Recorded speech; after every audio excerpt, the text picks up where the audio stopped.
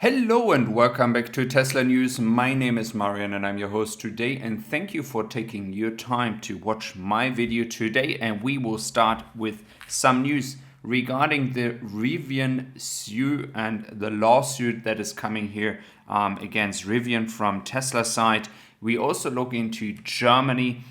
We have some more news regarding CATL, and we will look into some more details from Morgan Stanley, why they believe Tesla is leading, gaining momentum, and furthermore being so good despite all the supply chain issues we had in recent months. So let's start into today's video with the first thing. CATL is acquiring in Canada a lithium mining company.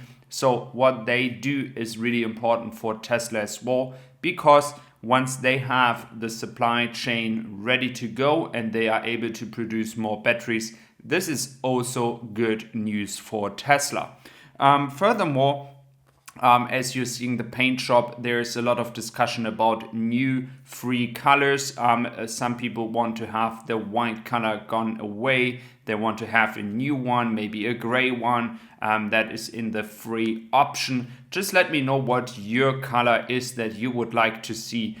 Just comment down below. I would really like to know that. So, furthermore, when we are looking at CATL, the next one is the Rivian lawsuit, because Tesla has some issues here over the past 1.5 years. Rivian has been pretty aggressive by trying to get employees from Tesla, of course, because they do have the expertise.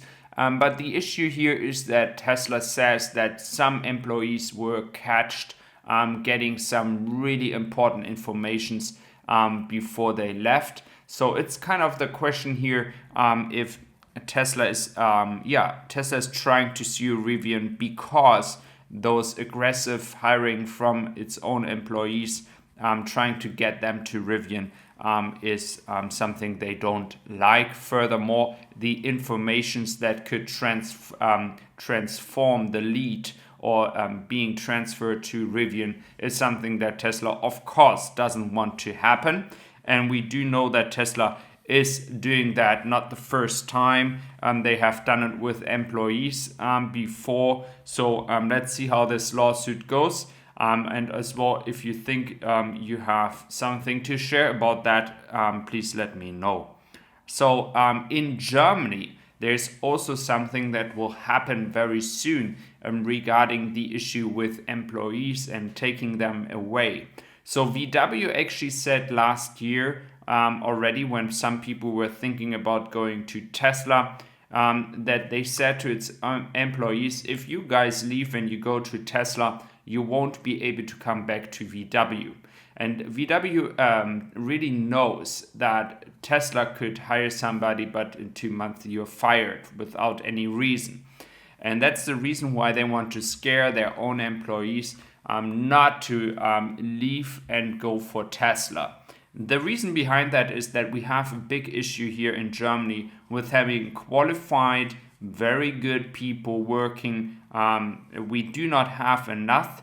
There's really like a supply chain issue here just for employees in Germany when it comes to these high qualified employees. And this is the reason why VW does that. So will be interesting to see how the hiring process for Tesla is going.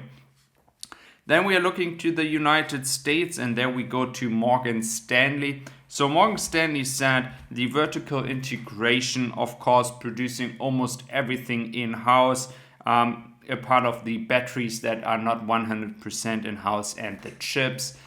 This is a big advantage for Tesla. The sophistication, flexibility, in-house production, they can change whenever they want anything, and they have not the cars produced by third parties or third parties employees that don't care about the company. Then the negotiations, of course, Tesla has a lot of power when it comes to negotiations. They have established a status in this industry where suppliers really are kept up to its toes. they can really push the prices down as far as possible, and they furthermore increase collaborations and partnerships with battery suppliers or chip supplies much faster, much bigger than any other car company out there. And that's something Tesla would buy anything you produce, and they guarantee you that over a few years.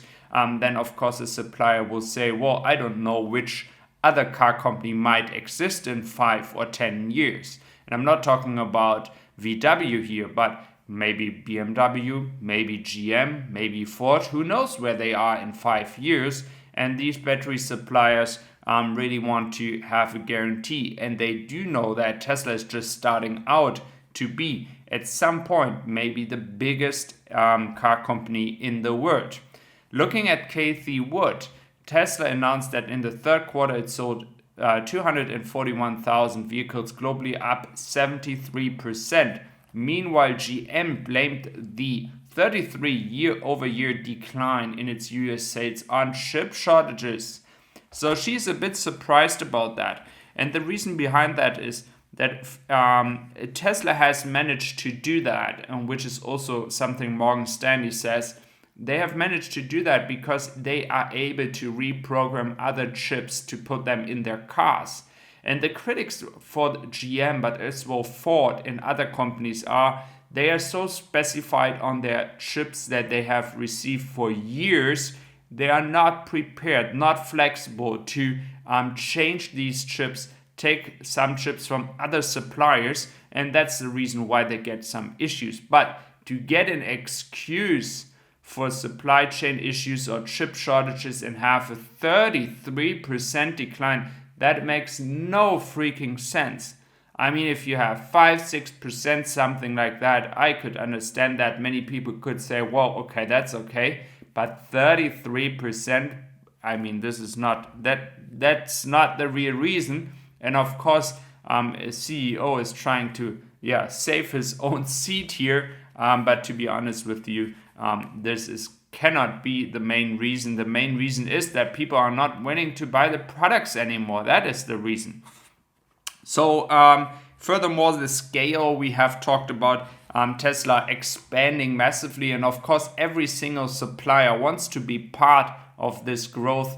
They want to be part of this expansion. So they always try to prioritize Tesla by delivering products, chips, batteries to them, because they know this company will grow really, really fast in the coming years, and they don't want to be left behind. And this is the big advantage Tesla has moving forward.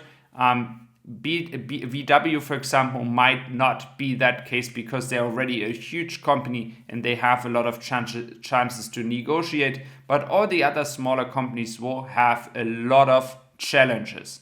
So thank you very much for listening to today's video. I'm really appreciating you being here today, and I wish you a wonderful day and take care. Thank you very much.